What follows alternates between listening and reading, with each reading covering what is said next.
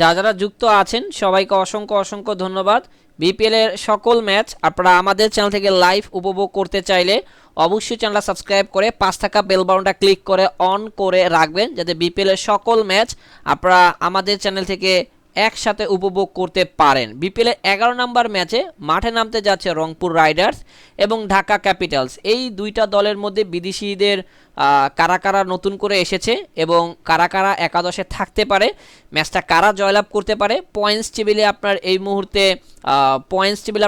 কাদের অবস্থান কোথায় রয়েছে, সব কিছু এই ভিডিওটার মাধ্যমে আমরা আলোচনা পিচ রিপোর্ট, ম্যাচ রিপোর্ট, এক কথায়। সো আপনারা পুরো ম্যাচটা আমাদের এখান থেকে আপনারা উপভোগ করতে পারবেন লাইভ। তার জন্য চ্যানেলটাকে সাবস্ক্রাইব করে পাঁচ টাকা বেল বাটনটা ক্লিক করে আপনারা কিন্তু অন করে আপনাদের কিন্তু রাখতে হবে। 11 নম্বর ম্যাচে মুখোমুখি হবে মূলত আপনার রংপুর রাইডার্স এবং ঢাকা ক্যাপিটালস। এই দুইটা ম্যাচের ম্যাচ প্রিভিউ বলার আগে আমরা একটু পয়েন্টস টেবিলটা আপনাদেরকে একটু শেয়ার করি, যে এখন পর্যন্ত বিপিএল এ পয়েন্টস টেবিলে কে কোথায় অবস্থান করছে সেটা আপনাদের কাছে একটু জানাই। 10টা ম্যাচ হয়ে গেছে, সেটা তো আপনারা জানেন। 10টা ম্যাচের মধ্যে আপনার আমরা দেখতে পাচ্ছি সবাই কিন্তু 2টার ওপরে কিন্তু ম্যাচ খেলে ফেলেছে, কেউ 3টা কেউ 4টা করে। সেখানে রংপুর রাইডার্স এই মুহূর্তে তারা কিন্তু পয়েন্টস টেবিল আপনার 1 নম্বরে তারা কিন্তু আপনার এই মুহূর্তে অবস্থান করছে। 4টা ম্যাচ তারা খেলে 4টাতে তারা কিন্তু আপনার জয়লাভ করেছে এবং তারা এখন পর্যন্ত কোনো ম্যাচ কিন্তু তারা কিন্তু এখন পর্যন্ত হারায়নি।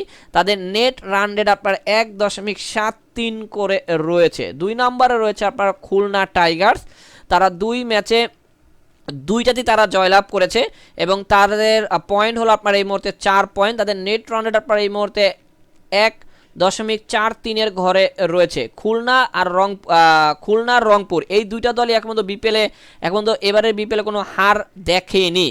তারপর ফরচুন বরিশাল, তারাও ভালো আস্তে আস্তে এগিয়ে যাচ্ছে, কচ্ছপের গতিতেও বলতে পারেন। 3 ম্যাচে তারা 2টাতে তারা জয়, একটা তারা পরাজয় বরণ করেছে এবং 4টা পয়েন্ট তারা অর্জন করে তারা কিন্তু একটা খুব ভালো একটা স্থানে তারা কিন্তু রয়েছে এবং তাদের নেট রান রেটও কিন্তু আপনার এই মুহূর্তে মাইনাসের ঘরে রয়েছে, -0.11 ঘরে রয়েছে।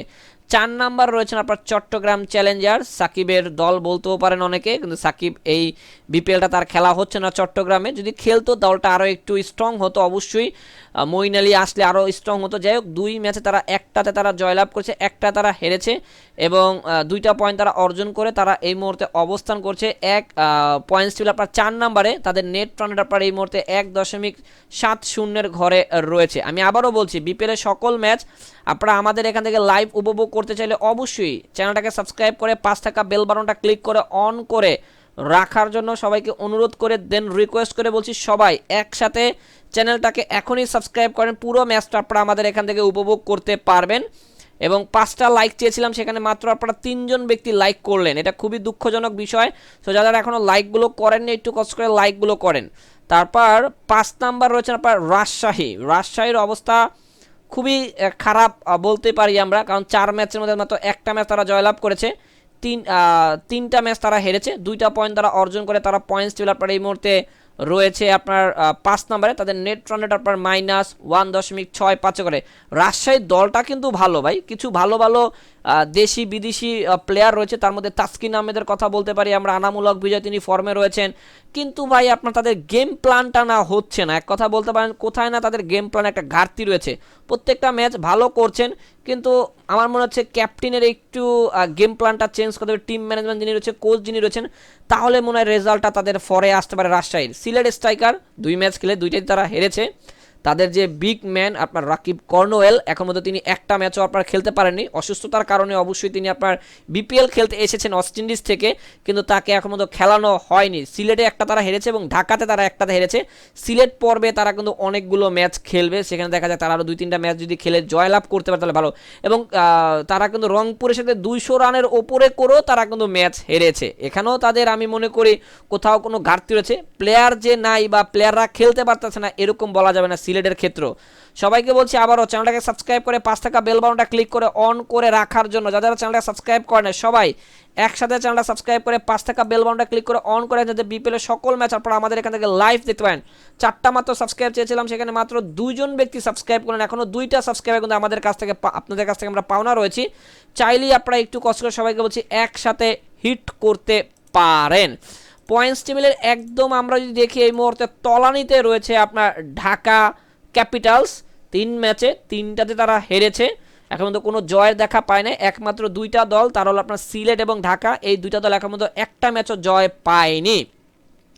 এবং আপনার ম্যাচ নাম্বার 11তে কিন্তু মুখোমুখি হবে, আপনার যদি একটা জিনিস দেখেন পয়েন্টস টেবিলের 1 আর ওদিকে দেখতে পাচ্ছি পয়েন্টস টেবিলে আপনার 7, মানে উপরে এবং নিচে দুই সারির দুইটা দল আপনার মোকাবেলা করবে। সো রাজশাহীর আপনার দুঃখিত ঢাকা ক্যাপিটালসে কিন্তু একজন বিদেশি প্লেয়ারকে তারা কিন্তু আপনার এনেছে। সো সেই বিদেশি প্লেয়ার রংপুর রাইডার্সকে কি থামাতে পারবে কি না, 4টা ম্যাচে 4টা জয় নিয়ে তারা পয়েন্টস টেবিলের একদম উপরে রয়েছে। সো কে এসেছে সেটাও আমরা বলবো, একটু ওয়েট করেন। এবং স্কোয়াডটা মানে প্লেইং 11 এবং স্কোয়াডটা কারা কারা রয়েছে, নতুন কে আসলো, পুরান কে চলে গেল, সেগুলো আমরা বলবো। তার আগে আমরা পিচ রিপোর্টটা একটু আপনার ছোট করে আপনাদেরকে জানানোর চেষ্টা করছি। মূলত ম্যাচটা হবে আপনার সিলেট ইন্টারন্যাশনাল ক্রিকেট স্টেডিয়ামে। এই পিচে ফার্স্ট ইনিংসের অ্যাভারেজ রান আপনার 159, সেকেন্ড ইনিংসের অ্যাভারেজ রান 145। এই পিচে একমাত্র হাইস্ট টোটাল রান হলো আপনার 214, 4 উইকেটে। এখন পর্যন্ত এই পিচে 50টা টি20 ম্যাচের মধ্যে 48% ফার্স্ট ব্যাট, 50% আপনার সেকেন্ড ব্যাট জয়লাভ করেছে। ওয়েদার আপডেটের কথা যদি বলি, আপনার 24.5 ডিগ্রি সেলসিয়াস তাপমাত্রা রয়েছে, বৃষ্টি হওয়ার চান্স একদম নাই বললেই চলে। শীতের দিন, শীতের আবহাওয়া বাংলাদেশে এই মুহূর্তে বিরাজমান রয়েছে। সো বৃষ্টি খুবই চান্স কম। এবং এই পিচে একমাত্র লাস্ট 10টা টি20 ম্যাচের মধ্যে 60টা উইকেট দেখা পেয়েছে আপনার পেসাররা, অপরদিকে 49টা উইকেট দেখা পেয়েছে স্পিনাররা। এখন পর্যন্ত এই দুই দলের হেড টু হেড পরিসংখ্যান যদি বলি, ঢাকা এবং আপনার রংপুর এখন পর্যন্ত একে অপরের টোটাল আমরা দেখতে পাচ্ছি মোকাবেলা করেছে আপনার 3বার, তার মধ্যে রংপুরে 3টাতেই তারা জয়লাভ করেছে। এবং এবারের বিপিএলও একে অপরে তারা মোকাবেলা করেছিল ম্যাচ নাম্বার 2-এ, সেখানে আমরা দেখতেছি রংপুর রাইডার্স সেই ম্যাচটা তারা কিন্তু জয়লাভ করে। সো ঢাকা এখন মধ্যে একটা ম্যাচও তারা জিততে পারে না।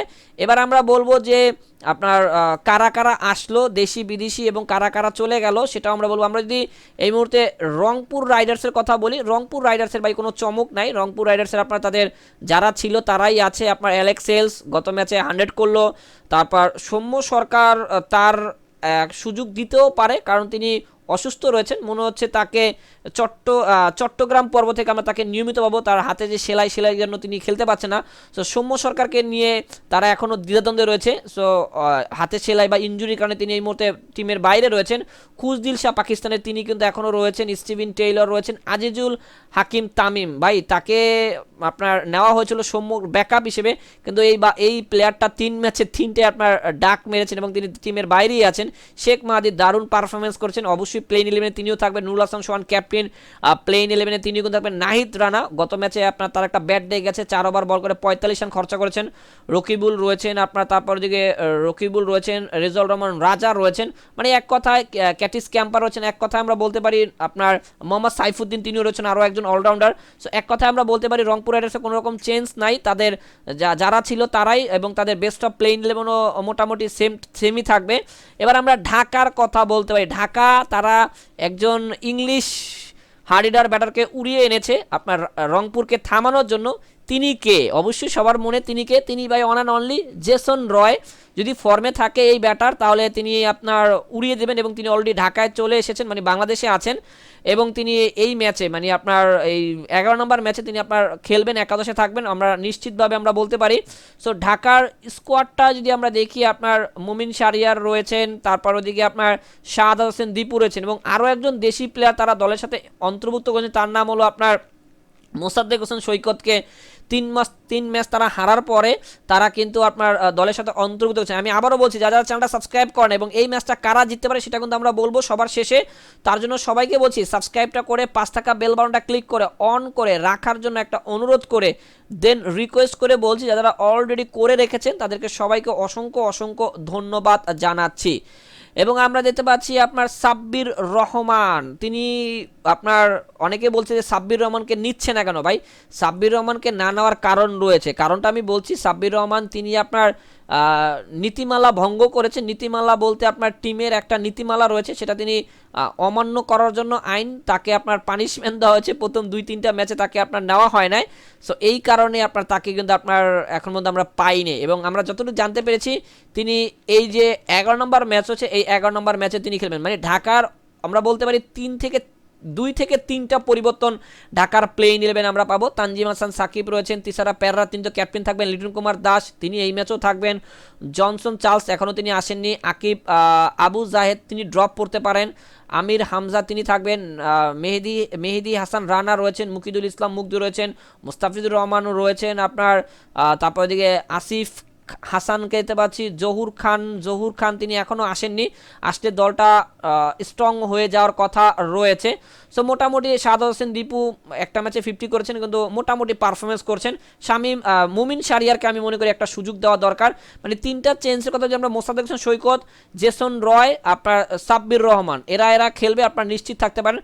সবাইকে বলছি একসাথে লাইক বাটনটা হিট করে রাখার জন্য, এবং পুরো বিপিএল সকল ম্যাচ আপনারা আমাদের চ্যানেল থেকে একসাথে লাইভ উপভোগ করতে পারবেন, তার জন্য একটা করে সাবস্ক্রাইবার এবং একটা করে লাইক দেন। 4টা সাবস্ক্রাইব চেয়েছিলাম, সেখানে মাত্র 2 জন ব্যক্তি সাবস্ক্রাইবটা হিট করলেন, 2 জন ব্যক্তি এখনও সাবস্ক্রাইবটা করেননি, তার জন্য সবাইকে বলছি একটু কষ্ট করে রাখার জন্য। এবার আমরা বলবো এই ম্যাচটা কারা জিততে পারে। আমার মনে হচ্ছে এই ম্যাচটা শক্তিমত্তার দিক থেকে কাগজে কলমে অবশ্যই আপনার রংপুর রাইডার্স এগিয়ে রয়েছে, কিন্তু আমি রংপুর রাইডার্সের ওপরে আপনার বাজিমাত করব না, কারণটা আমি বলতে পারি আপনার যেহেতু মাঠ ছোট, রান চেঞ্জ হচ্ছে, এবং আমি আশা করি আপনার সেকেন্ড ব্যাট যারা করবে ভাই তারা আপনার এই ম্যাচটা জয়লাভ করার সম্ভাবনা সবচাইতে বেশি দেবে। যদি রংপুর সেকেন্ড ব্যাট করে তাহলে তো চিন্তাই নাই, আর যদি আপনার ঢাকা যদি সেকেন্ড ব্যাট করে তাহলে তাদের কিন্তু চান্স কিন্তু একটু হলো আপনার বৃদ্ধি পাবে বা একটু হলো আপনার বাড়বে।